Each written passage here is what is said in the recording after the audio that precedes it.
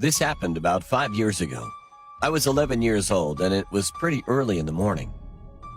I was in the backyard playing basketball with my younger brother before I headed to school. We had a basketball hoop in our backyard. Our backyard was located next to an alley, and our gate was pretty short, so anyone who walked through that alley could see right into our backyard. After playing for a bit, we noticed that two strange men in the alley were checking out our neighbor's backyard.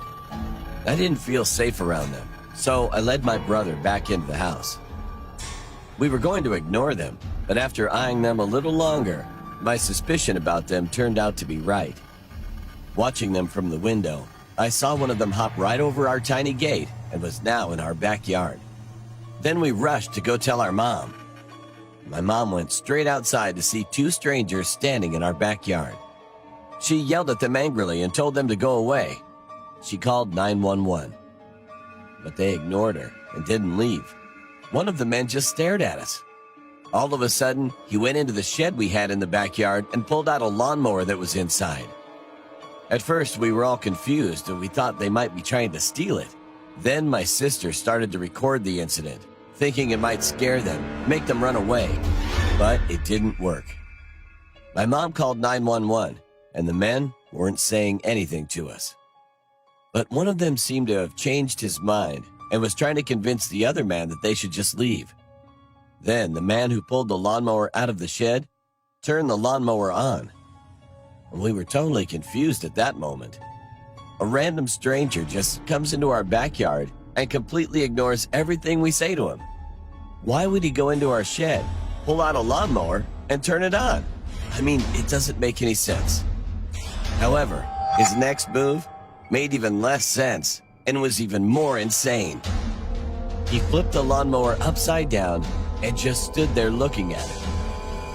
A few seconds later, our confusion soon turned to horror after watching what happened next.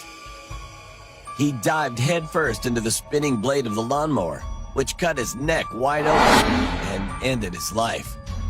All this happened in the blink of an eye. My mom screamed at the top of her lungs, which frightened the 911 operator. I couldn't believe what I just saw. I was only 11 years old at the time, but it must have been even harder for my younger siblings to watch that happen.